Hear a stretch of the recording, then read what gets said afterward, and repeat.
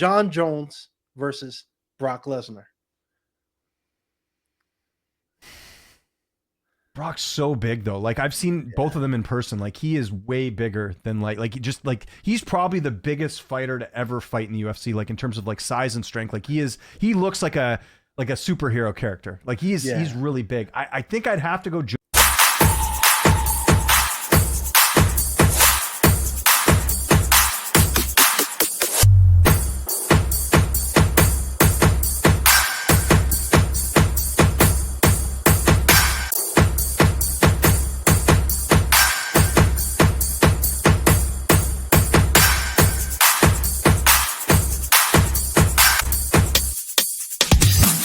Welcome to the most overrated, underappreciated, most viewed, underviewed podcast of all time. Welcome to the Prince of Fresh Air. I'm, of course, your host, the beloved, the most charismatic man in entertainment. Beat that, Dwayne "The Rock" Johnson. Anyway, that's not what we are here for. Fresh off vacation from Nashville. Amazing place. But, enough about me. I want to introduce my next guest, even though he's returning. Who is James Lynch? Well, he's a full-time MMA journalist, one of the most nicest, one of the most hardworking people in MMA, especially as a journalist. He's a producer, a video editor. You could catch a lot of his stuff on UFC Fight Pass. Check out his channel, Lynch on Sports, one of the most incredible guys in the business. Please welcome James Lynch again to the podcast. How's everything? Everything's great. Love that intro, man. I never get tired of hearing that. So thank you for the kind words, and appreciate you having me back on. Absolutely. Let's get to it. Let's we had the warm up before. This is part 2, so we're going to get right into it. So let's talk about it, shall we? Let's talk about it. Alex Pereira, Jon Jones. Everybody's talking about these two names. Now you might think you know why I'm bringing them up, but after UFC 312, when Alex Pereira lost to Magomed Ankalaev, there's been an ongoing discussion on a lack of superstars in the UFC. And now that Alex Pereira is not the light heavyweight champion anymore, a lot of people feel like this is a real important discussion. So let me ask you, before I get into the other topics, because they're all connected to each other, do you think the UFC does have a major superstar problem? Absolutely, yeah. They've just failed to build new stars, and part of that is they do so many events that I think there's too much fatigue. There's not enough time for the UFC to like invest time into like building up stars. Like you could have a good performance, but they're already on to the next event. So I think they've had a problem with trying to build new stars. I also think that having guys like McGregor and Jones not fight that much, more so McGregor, he hasn't fought in a number of years. It's been hard to replicate that, and I think the UFC for a number of years kind of got lucky with some of the fighters they had on the roster, and I think it's really hard to make superstars of that caliber come up. Like, you just mentioned Alex Pereira. Like, he is a big star in the UFC. Is he a superstar? I would probably say not. I don't think he's the level of a McGregor or some of these other guys. Ilya Topuria certainly seems like he could maybe be going in that direction, but we'll have to see. I think the UFC does have a star problem, but it's also because they do too many events. That's something I've been saying for a while, and it's too much fatigue, I think, for fans. That's a beautiful response, and I got a topic about that. But one of the things I kind of sit back and I think, Alex Pereira is one of the most popular superstars who don't speak English in the UFC. One of the most popular star athletes. And one of the things I kind of thought about, now that TKO group have WWE and UFC under one banner, we're seeing Tom Aspinall, we're seeing Bilal Muhammad, we're seeing Michael Chandler cutting promos on Monday Night Raw. My thing is, why don't they, and maybe this is actually a good question for you, why don't they adopt some of the WWE principles, right? Because when you look at Alex Pereira, what makes him stand out, yes, the knockouts are amazing, but he can go over to the WWE with the same shtick he has now and do amazing. He has the catchphrase CHAMA. He has the iconic look across the octagon when he steps in the octagon, right? His entrance. Everybody knows the theme. Everybody knows his pattern and walk out. I think a lot of fighters should adopt something like that. But I think the UFC really should take some of those WWE principles, the show, making sure they add some flair, having the fighters come out with something that's unique. Do you think that's a better approach than just hoping a fighter can develop into something like an Alex Pereira? Absolutely, but they won't do it because they're too like they're very like strict. Like even if they could like wear like a uniform or something different when they come into the octagon, that at least would like catch some attention. But they don't do that. They've got the deal with Venom. They got to wear the tracksuits. Everyone looks like a white rapper from the '90s coming into the into the octagon, right? They have to wear the tracksuits. So I mean, yeah, I trust me. I would love to see them. I would like to see them bring back the ramp. Remember when they had back that in the Tito Ortiz days, like just to make it more entertaining. Like other promotions do it. You see like Bellator did that for a while. I went to, before they went under, Bellator had a really good show, their Bellator 300 event. I was at that event in San Diego, and like, it was like, it just felt bigger. Like they had the cool screens and they had the fireworks coming up or the fire coming out of the, when they would come through the entrance. Like that to me is more exciting. I don't know why. I think it's a time thing, or again, I think they do too many events. I think the UFC is just like, this is what we have. We know people are going to watch it. We don't need to add that extra little bit of flair in there. But I agree. Like, I think that there would be more interest if they took time to, build up more superstars. Now, I've had this idea, and I want to pitch this on the show, and it kind of ties into what you're talking about here. Here's my solution into how the UFC can build more superstars. So instead of doing an event every week, you do maybe like a fight night card, not at the Apex, because I think they go there too much. Fans are sick of it. You do maybe like a fight night card, like they're going to London this weekend. That's cool. Fight night card, maybe you could throw an Apex show in there. And then in that off week, you have a reality show that airs on like a Friday or Saturday or something. And it's like Full Swing, where it's like a behind the scenes of like they follow a fighter around. And you could do it for the whole year, right? Like you could do this in advance and you could do it. And like one of the success of Full Swing, and I'm a huge fan of that. I don't watch a lot of golf, even though I play. I don't watch a ton of it, but I get up to date on what's going on because of that show. I think that would resonate so much more with fans, and people would be more tuned into to root for someone if they could see that other side of them. Because really, if you think about it, outside of the interviews that I do and other people do, you don't get a lot of the personality out there. You certainly don't get it on media day. You get some of it, but a lot of it, they're not in their environment. That's them being in a media day. They're not in their element. So I would like to see them, put some money into like a behind the scenes, like they do Embedded, but it's such like, I don't even watch Embedded that much because it's just like, it happens on fight week. And it's like, you got like, when are they dropping it? Like it's, it's like 5-10 minutes, like give me a good 30-minute, like documentary style episode once a month where they follow a fighter, and then there's more interest built into that. I think that would be better. And then you do the pay-per-view. I just think if they cut back the roster a bit, made more quality instead of quantity, I think fans would be more into it. That's my pitch. And it ties into your superstar thing, because I think you could build more people that way, the same way that golf has built certain names because of Full Swing. Yeah, you know what? You had a good point. I think you made a good point. The only thing I would disagree on is the Embedded, because I do think Embedded is the only time fans get to see the pullback. And it kind of relates to your point where you're saying have, a camera crew or pick a fighter, have someone, document their life, because Embedded is the first time you actually get a pullback to see behind the curtains on what the fighters are doing. And I think that's part of the reason why so many people are complaining about the Apex, is because, and this actually leads to my next question, so let's get into it. Ariel Helwani and Renato Moicano has opened up talking about this because, Roman Dolce and Marvin Vettori, who just fought, if people didn't watch it, they complained about the quality. It seems soul-sucking. It seems boring. It seems like there's no energy or thought put into the production value. And I've kind of noticed that when I watch the Apex shows, there's no flair. During the week, when the card is coming up on Saturday, there's nothing really during the week until like Wednesday, Thursday, when you get the individualized interviews. But even then, by the point, is it quick enough to get enough interest for these cards? So you mentioned, and you've talked about this on your live streams a lot, about the UFC doing too many pay-per-views and too many events. What do you think is the end game? Because for me, I understand from that standpoint, there are a lot of cards that I see. I'm like, I'm not getting up. I'm not staying up until 1-2 o'clock in the morning to watch, this card. But there's also the side to a lot of people say, well, hey, it gets a lot of fighters, opportunity to fight in front of an audience. It gives those names that nobody thinks about, or those fighters who don't have the chance to fight on pay-per-view yet, an opportunity to get their name out there, put on a star performance. What do you think is the end goal to this? Because I find it hard at this point with ESPN and UFC. I just don't see them telling them to take back the quality or tape it down a little bit. I can even see them asking for more content. So what do you think is the medium? Do you think we will get to a point maybe when UFC switches over from maybe ESPN and maybe go to Netflix, that maybe we might see that quality and quantity kind of drop down just a little bit? No.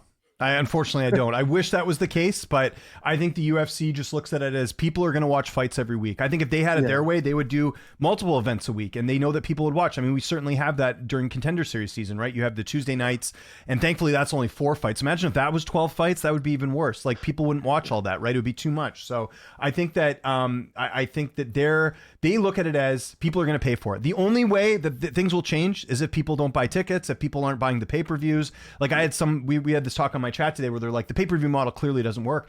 Well, it does work because people are still buying them. Otherwise, they wouldn't do the pay-per-views. Like, at the end of the day, the UFC is a business, and they're about making the most money possible. So whatever they see is fit for the bottom line, they will do it. ESPN looks at the UFC as it's content for us that can fill up the hours. Like, I don't watch, and I've said this publicly, like, I don't watch every fight night card live. I don't have time. Like, I will PVR it, and I will watch it at my own convenience. There's no way I'm spending 8 hours every Saturday watching like an entire card front to back. I'll catch the highlights, I'll catch some things, but there's just too much going on that I don't want to miss out on. And I commend the people who do it every week, but I miss the days when like I would rearrange my whole schedule to watch every fight. But now even some of the fights, they're not even UFC caliber. They had a girl fight on the prelims last week that I think she won on Contender Series. She only had like 4 or 5 fights. It was the first fight of the night. And all of her opponents didn't have a single winning record before she got in the UFC other than the Contender Series fight.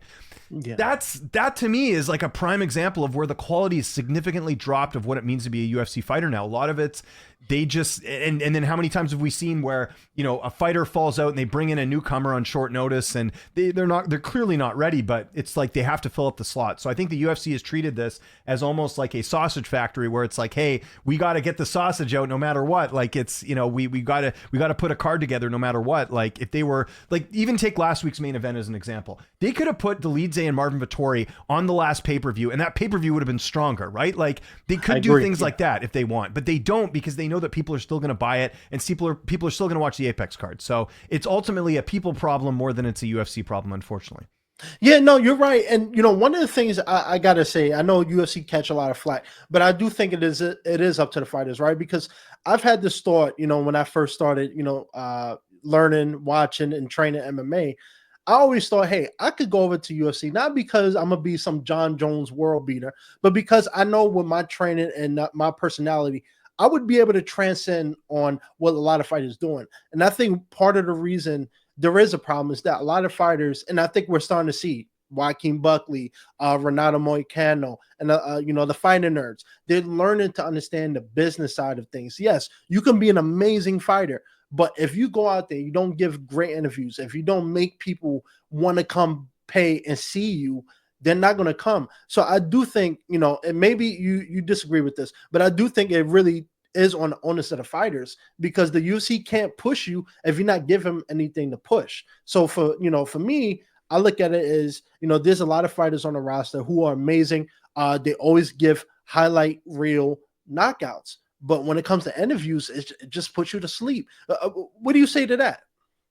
Well, I think it is on the onus of the fighter to create a brand and create interest in themselves, and that does come down to them, and that also comes back to the fighter pay thing, where it's like, like, I do agree that fighters should be paid more. I think that I think compared to other sports, it's not on par. I mean, the superstars make great money, but the ones that are getting in the UFC don't. It's not. I mean, there's plenty of fighters who work second jobs just to sort of feed that. But then there's also that other side of it. It's like, do you want to see someone fight? Because this is where the UFC is different than, say, like the NFL or something, right? Like, if you're not entertaining, it doesn't, especially with team sports, it doesn't really matter, but it's all on you if you're entertaining or not. So there is that entertainment side to it. There's a reason that Colby Covington gets a title shot over Bilal Muhammad. The UFC felt that Colby would be better for business fighting Leon Edwards at that time than Bilal Muhammad. So that's where, like, tactics. Look at Michael Chandler. Like, there's a lot of people who hate Michael Chandler, but there's at least interest in it. The worst thing that can happen to someone when it comes to entertainment is to not care, and to not care means you're not watching the fight. So if you're hated, it's better to be hated than ignored, is the way I look at it. So even someone like Michael Chandler, who's very polarizing, at least people are still watching him fight and not turning the TV off when he competes.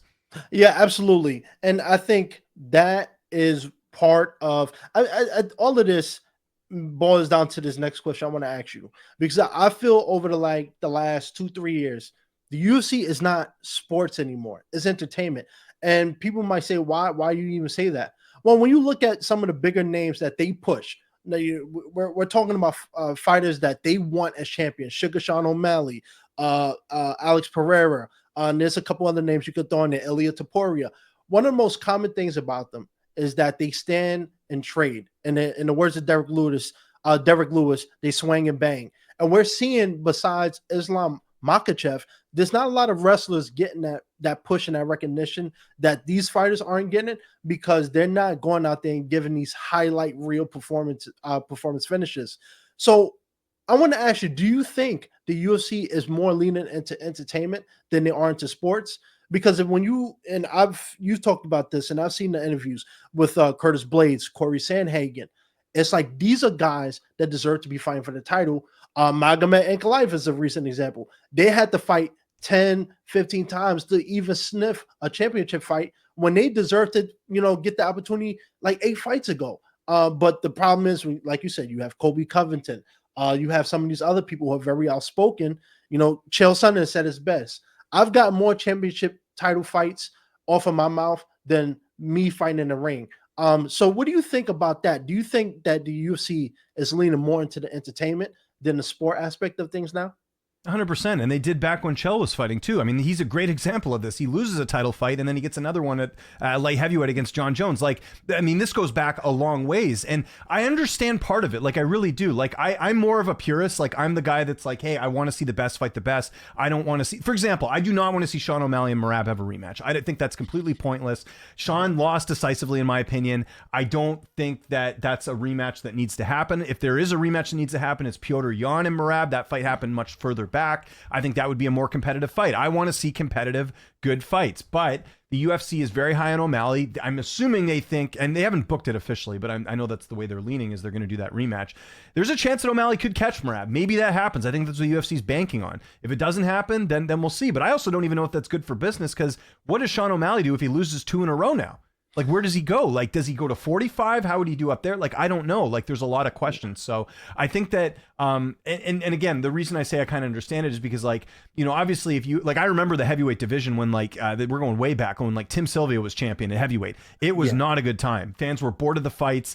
They weren't enjoying it. They were sometimes even booing at some of the performances. Like, you don't want that, right? You don't want fans actually turning away from the product. But I think, I would rather them lean a little bit more into merit instead of entertainment, but I also understand they have a business to run. So that's my very politically Canadian answer on that. That's beautifully said. I think, I look at it this, being an actor, right? I'm in the entertainment industry. And one thing I've learned is you have to stand apart from everybody else. And I feel bad because I know there's certain fighters like Curtis and Corey Sandhagen, Magomed, and some of these other fighters who don't want to go out there and trash talk and be a Kobe Covington, put on a persona, and just get opportunities.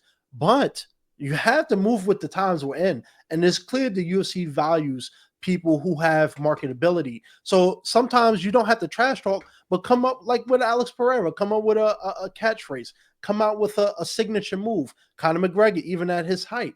Yeah, he was a trash talker. He was good at it, but he had the strut. Everybody saw that. And so I think that's why, for me, I think it's up to the fighters, because I don't care how good of you are. We've seen it with Bilal. You can go on a 15-fight win streak, be undefeated.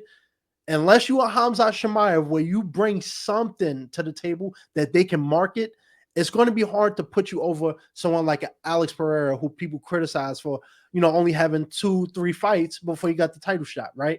And so actually, this leads me to a very big question. And I got to call out Justin Gaethje, right? Because Justin Gaethje is your favorite fighter. And I love Justin Gaethje. And this is fun. I'm actually calling him out. But I think Justin Gaethje ruined the UFC. And when I say that, I mean, this dude is allergic to a boring fight. I don't know what it is. There's something fascinating about Justin. I can't put my finger on it. Even in his days in World Series of Fighting, this dude cannot put on a boring fight. And I think people like Justin Gaethje, Dustin Poirier, and the list goes on. They have changed the game to the point where unless you're out there putting on entertaining fights, a lot of fighters, not a lot of fighters, a lot of fans or the UFC look at you differently, and we see this all the time. Oh, he's a crotch sniffer. Oh, he's afraid to stand up. He's a loser. He's fraud checked. Do you think Justin Gaethje has ruined not only the bonuses, because every time he fight, he takes the bonuses, but on a serious note, do you think fighters who have made a career on being highlight real fighters have kind of ruined the sport in a way, in a fun way, but in a bad way? Because now, like I said, when it comes to a wrestler, when they come and they could be good, Bo Nickel, they could be an amazing wrestler, but unless they get that knockout, people don't really like them. I think if there wasn't a Justin Gaethje, there'd be another guy doing it instead. Like, there's going to be fighters that are a little bit more reckless, a little bit more entertaining. I think fans just want entertainment. Now, one thing we haven't talked about that I think really ties into a lot of this, a lot of the things you were just quoting there, fraud check and all that, that's newer fans. I think the fan bases have gotten way worse since the pandemic. Yeah. You've got a lot of, I'm really convinced there's a lot of fans that don't even watch fights. I think what they do is they pick their favorite fighters, they watch highlights, and then if someone wins, they're the greatest ever and they're a future champion or whatever. And if they lose, they're fraud checked. They should be going to PFL. They should be going to one championship. Like, they just don't watch fights. And I think that it's really frustrating for a lot of us who have watched the sport, know the dedication that these fighters put in.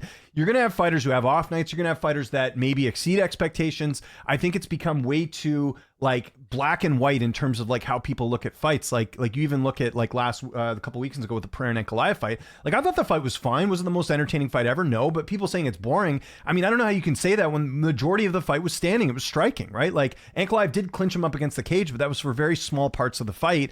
Would it have been great to see a finish or more striking? Absolutely. But to say it's a boring fight, like, sorry, there's way more boring fights that I could point to than that one. And I think that's just two high level guys. I think a lot of times when you get two guys that are so high level, they're not going to be the most exciting thing because they're trying to win. If you win, you're, again, you get you get the win bonus, you get, all these things that come with it. If you lose, then it's what we just described. You're fraud checked. You're terrible. Like, this is what I mean. And that's, I think it's not the Gaethjes that are ruining it. I think what's ruining it are the fans that have these unrealistic expectations when it comes to fights. Like, the thing that it blows my mind is that a fighter can have one bad performance and everyone's so quick to write them off. I remember this happened to Dan Hooker a couple of years ago. Dan Hooker goes down to featherweight, fights Arnold Allen, gets knocked out. Dan Hooker's done. He's off to Bellator. He's terrible. And then what happens? He goes up to lightweight. He wins a couple big fights. And now it's like, oh yeah, Dan should be fighting for the title soon. Like, that's how like quick people are to turn on the fighters. And I think that's really a bad way of watching the sport, in my opinion. Yeah, it's horrible. I see some of the takes, and I see it on your content. I see it on Twitter, especially, well, X, formerly Twitter. I see it all the time, and I always get into arguments. And people know I'm biased. I love Jon Jones, but one of the biggest criticism I always see people saying is, "Oh, well, he fought bloated middleweights," or Cyril Gane was never that good just because he lost to Francis Ngannou. And I always tell people, y'all have revisionist history. Like, I remember when Sergey Pavlovich was the guy. Everybody thought he was going to knock out Jon Jones. He lost to Tom Aspinall. Then they said, oh, Curtis Blades is going to be the guy to stop Jon Jones. His wrestling is amazing. Tom Aspinall beats Curtis Blades. Curtis Blades was never that good. He's fraud checked. He's irrelevant. And now we're seeing it with Islam Makhachev. They're saying, oh, he's ducking Ilia Topuria. He don't want to be fraud checked. It's, for me, I think it's not so much the newer fans. I think it's the fans that gamble, because oftentimes I've seen it's the fans that put their rent money on. They're mad that when they lose that money, then now that fighter is against them. And it's just, for me, it's just become so annoying, because at the end of the day, these fighters don't owe you nothing. And if you want to gamble, I don't gamble. I watch all the fights. I know every fighter for the most part. I don't gamble because at the end of the day, they don't owe me anything. And I think gambling has ruined the UFC. Mostly, it didn't ruin the UFC, but it has ruined the fan base, because now people can enjoy a fight without them saying, "Oh, well, I lost money, so no, this fight card is boring." And I think or this fight's a robbery. Like that's like, I heard that with the Pereira fight. Like, Pereira got robbed. It's like, no, it was a close fight. Like, it was Ankalaev won. Like, I don't think there was any question about that, but.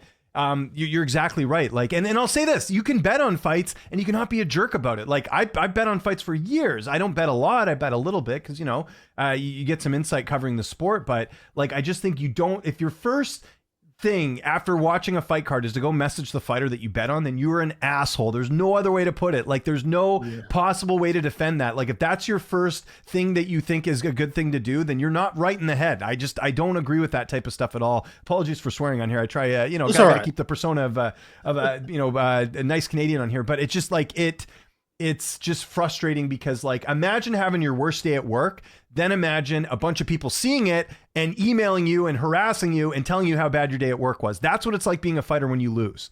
Yeah. It's not fun. I can't imagine some of the stuff that some of these guys get. Yeah, especially with Jamal Hill. Like, I see the way how people treat this man on social media, and it's just like, and then they get mad when he defend himself. And I'm just like, look, at the end of the day, if y'all seen him in person, y'all would not talk like this. Honestly, I think the biggest solution would be if people use their real names. You don't have to put your full name and stuff, but if people use their real names and stuff, I think it would cool down. But like you said it plenty of times on your live stream, people hide behind these names. Nobody knows who they are, and they can tweet, say whatever they want, put out fake fight news, and there's no repercussions because at the end of the day, nobody know who Islam Habib 2.8 is. Yeah, exactly. And, it's annoying. But anyway, let's have some fun, because, I know you're a busy man, so I want to keep you too long, but I want to have a little fun. So I've been doing a segment on this podcast the last few episodes where, I put you on the hot seat, James. And this is purely for fun. This is not to, of course, clip Don't this worry, and make you, so dream matchups. Everybody in the UFC, everybody who watch MMA have dream matchups. I know I do. I know you do. So I want to have a little fun. So I got a couple different matchups that I've seen on Reddit. I've seen mentioned on your live stream or just in general. And I want to get your thoughts on it. You ready? Yeah, let's do it. Jon Jones, and this is a big one. Jon Jones versus Cain Velasquez. Cain Velasquez. Ooh, really? Okay. I'm not sold at Jon in heavyweight yet. I'm not. Like, again, we have such a small sample size. We have the Gon fight, which Gon, got taken down, submitted. It was quick. And you really can't take anything away from the Stipe fight. I mean, that was a shell of Stipe that we saw fight Jon Jones. I don't think that's... that's why I want to see the Aspinall fight. I think the Aspinall fight will really tell us how good Jon is at heavyweight. I'm not there yet. Jon is the GOAT as far as light heavyweight. I will give him all the flowers there. I think heavyweight, there's some question marks there, personally. Yeah, real quick, just to touch on that before I get back to that. And, I've mentioned on your live stream last week, for me, I don't think Jon is chasing to be the greatest heavyweight of all time. I think what he's doing, he's at the point in his career where he can call shots, right? And you got to look at the legacy aspect. I know, trust me, I was interviewed by TNT Sports at the Jon Jones and Stipe Miocic fight in Madison Square Garden.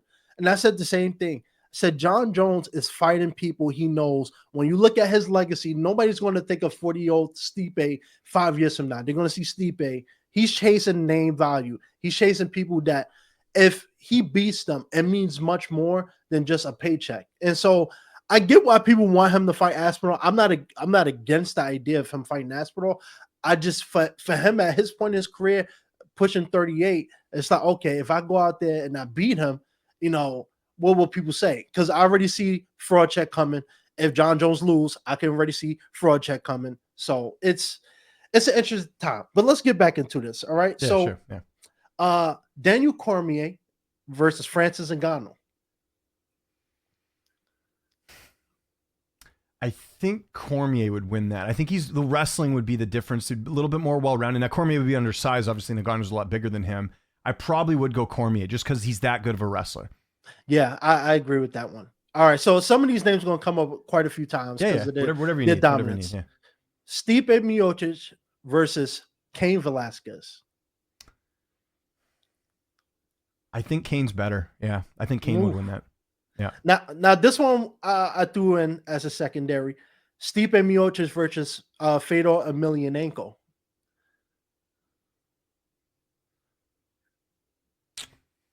It's tough. I might go Fedor there. Interesting. He was really good back in Pride. Like, he was undersized, but he was quick. He could knock you out. And this is not like, I was a big Stipe fan during his run. I think he did incredible. I just think that, like, if we're talking guys in their prime, like Fedor in his prime, I don't think anyone was going to be him on the planet. Like, he was the big fish that the UFC never got. That if people talk about what ifs, Fedor in his prime in the UFC has definitely got to be near the top of the list. I do wonder how he would have done. That would have been interesting. That's fun. So let me give you a couple more before we wrap up out of here. Yeah, of course. All right. George St. Pierre, your fellow Canadian, George St. Pierre versus Kamaru Usman. George St. Pierre. Okay, I have Kamaru, not because George isn't bad. Is bad. I just think that the stand up is the key, because I think Kamaru could defend some of the takedowns, but this is all dream matchup. Yeah, so let's keep this for sure. Yeah. There's no wrong answers here, man. This is fun. Yeah, 2 knockout artists: Derek Lewis and Mark Hunt. Both hit really hard. I probably it's a really tough one, actually. Probably go Mark Hunt. Mark Hunt. Yeah. Alexander Gustafsson versus Yuri Prohaska.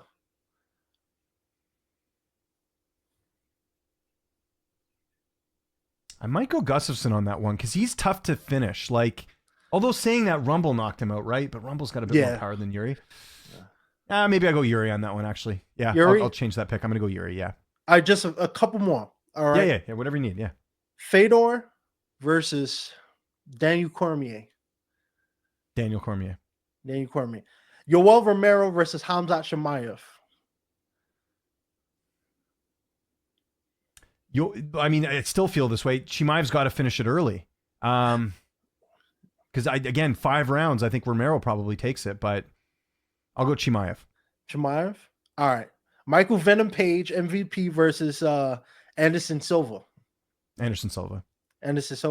Now, I got to ask you this, because people always talk about Daniel Cormier versus Brock Lesnar. That one, I always thought Daniel Cormier wins. But the final one, Jon Jones versus Brock Lesnar. Brock's so big, though. Like, I've seen both of them in person. Like, he is way bigger than he's probably the biggest fighter to ever fight in the UFC. Like, in terms of like size and strength, like he looks like a superhero character. Like, he's really big. I think I'd have to go Jones just because of the skill set, but Brock would certainly be interesting for that fight for sure. Like, this is something I think we still don't know. Can Jones take a punch at heavyweight? I don't know. Like, we haven't seen it. Like, again, Gon didn't even get to throw anything because he got it taken to the ground. Like, can he handle? That's why I think I'll tell you right now, I think Aspinall beats Jon Jones, because I think Aspinall can knock him out. And I think Jones has not been able, I've yet to see him take a punch at heavyweight. And that's where, and I think that's a big factor. Fight starts standing. He gets one shot in there. Who knows? Oh, so. I'll keep this short. I know you got to go. Yeah, no problem. I gotta say, I know people would like to say, Stipe is old and washed up, but Stipe did catch Jon Jones a few times in that fight, and but he doesn't have the power he used to. That's the problem. That's true. That's fair. That's again, if this was the Stipe that fought Jon Jones, like they were trying to do, I think back in like 2014 or whenever it was like ages ago when Stipe was in his prime. That fight's a lot more even, and if he beats Stipe, then he gets all the flowers from me, 100%. But right now, you're getting. I mean, this would be like fighting like. This would be like Dricus du Plessis fighting like Dan Henderson, right? You know what I mean? Like way past his prime. Like you're fighting a fighter that's a shell of themselves. They're not they're not the version you're supposed to like that was in their prime. So it's tough for me to kind of gauge how good they are. That's all. Yeah, that's a fair point. I think what the intrigue for me is.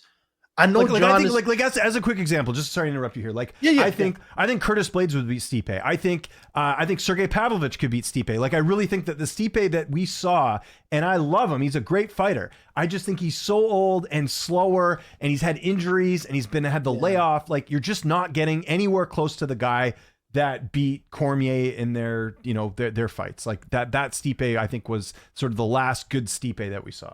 That's a fair point, and I think the Francis fight, the last Francis fight, did play a big part.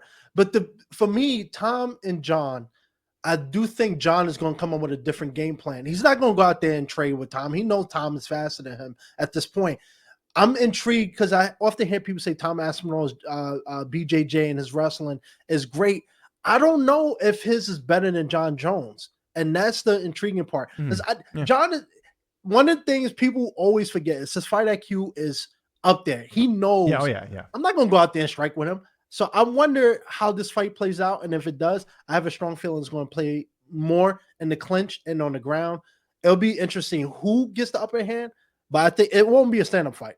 It just won't. It's too much risk. But We could keep talking about Jon Jones, Tom Aspinall. That's a big thing. James, thank you for coming on. It's always a pleasure to interview you, have you on the podcast. Like I mentioned, you have your YouTube channel, Lynch on Sports, MMA's Pros Picks, your live streams every day, every week. Correct me if I'm wrong, Mondays, Tuesdays, and Thursdays. You got it, Tuesdays man. and Thursdays. Come on, I'm a follower. I'm a fan. I know. No, I appreciate it, man, and that's why, like, I was happy to come on here. Like, I love chatting with you. You're knowledgeable. Like, you run a great podcast too. Like, it's awesome. So, yeah, thank you for the support too, because I see you all the time coming in, and even if we disagree on things, you're awesome. Like, you're a good guy to chat with when it comes to MMA. So I appreciate it. I'm just an actor trying to break into MMA. But anyway, anything you want to plug? Anything before we wrap up and get up out of here? Yeah, just Lynch on Sports. That's my channel. I just interviewed Corey Sandhagen. I just posted that on my channel the other day, or just actually before we hopped on here. Yeah, Twitter, TikTok, Instagram, you name it, all Lynch on Sports. You can find all my work there. And appreciate you having me on, man. This was a lot of fun. That's what I'm talking about. That's James Lynch. I'm the most charismatic man. If you got something to say, I'll spin and backfish you. We're out of here. Stay well, stay amazing, and we'll see you in the next episode.